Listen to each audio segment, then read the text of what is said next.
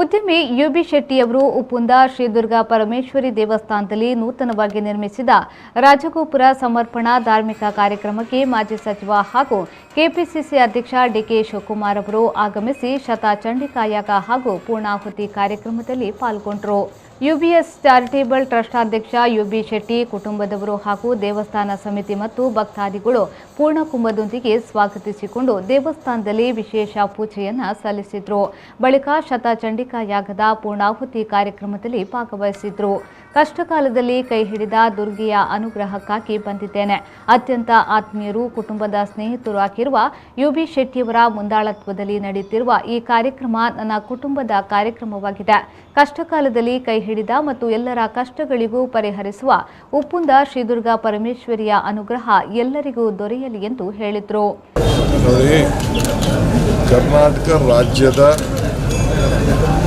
ವಿದ್ಯುತ್ ಇಲಾಖೆಯ ಇತಿಹಾಸ, ಕರ್ನಾಟಕ ರಾಜ್ಯದ ವಿದ್ಯುತ್ ಉತ್ಪಾದನೆಯ ಇತಿಹಾಸದಲ್ಲಿ ನಾನು ಜವಾಬ್ದಾರಿ ತೆಗೆದುಕೊಂಡಾಗ ಏನಿತ್ತು, ನಾನು ಬಿಟ್ಟಾಗ ಏನಿತ್ತು ಅನ್ನೋದು ರಾಜ್ಯದ ಜನತೆಗೆ ಗೊತ್ತಿದೆ. ನಾನೇನಾದ್ರು ತಪ್ಪು ಮಾಡಿದರೆ ಆ ಎಲ್ಲ ತಪ್ಪುಗಳು ಕೂಡ ಶಿಕ್ಷೆಗೆ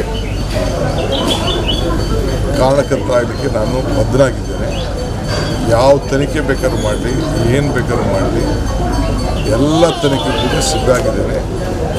ಇಡೀ ರಾಜ್ಯಕ್ಕೆ, ಇಡೀ ರಾಷ್ಟ್ರದಲ್ಲೇ ಒಂದು ದೊಡ್ಡ ಇತಿಹಾಸ ಉಳ್ಳಂಥ ನಮ್ಮ ವಿಶ್ವದ ಅತಿ ದೊಡ್ಡ ಸೋಲಾರ್ ಪಾರ್ಕನ್ನು ಕೂಡ ಮಾಡಿದ್ದೇನೆ.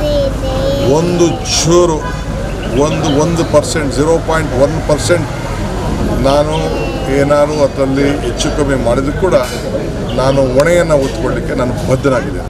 ಈ ಸಂದರ್ಭದಲ್ಲಿ ಬೈಂದೂರು ತಹಶೀಲ್ದಾರ್ ಶೋಭಾಲಕ್ಷ್ಮಿ, ರಂಜನಾ, ಯುಬಿ ಶೆಟ್ಟಿ, ಯಶಸ್ವಿ ಶೆಟ್ಟಿ, ದೇವಸ್ಥಾನದ ಮುಂದಾಳುಗಳು, ಯುಬಿ ಶೆಟ್ಟಿಯ ಕುಟುಂಬಸ್ಥರು, ಜಿಲ್ಲೆಯ ವಿವಿಧ ಕಾಂಗ್ರೆಸ್ ಮುಖಂಡರು ಹಾಗೂ ವಿವಿಧ ಸ್ಥಳೀಯ ನಾಯಕರು ಹಾಜರಿದ್ದರು.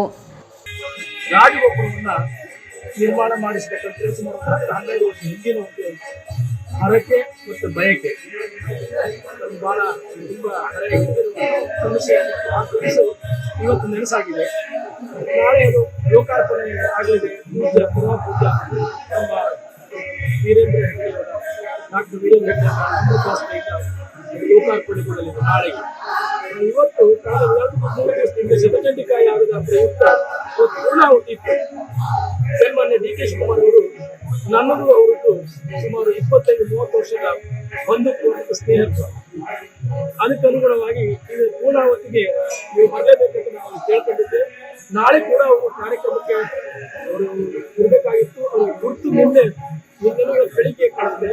ಅವರಿಗೆ ದೆಹಲಿಯಿಂದ ಕರೆ ಬಂದಿದ್ದರಿಂದ ಅನಿವಾರ್ಯವಾಗಿ ಹೋಗ್ಲಿಕ್ಕೆ ಇರೋದ್ರಿಂದ ಒಂದು ಪೂರ್ಣಾಹುತಿಯನ್ನು ಸಂಪನ್ನಗೊಳಿಸಿ ಅವರು ತಮ್ಮ ಕಾರ್ಯಕ್ಷೇತ್ರಕ್ಕೆ ಅವರು ಮುಂದುವರೆದಿದ್ದಾರೆ.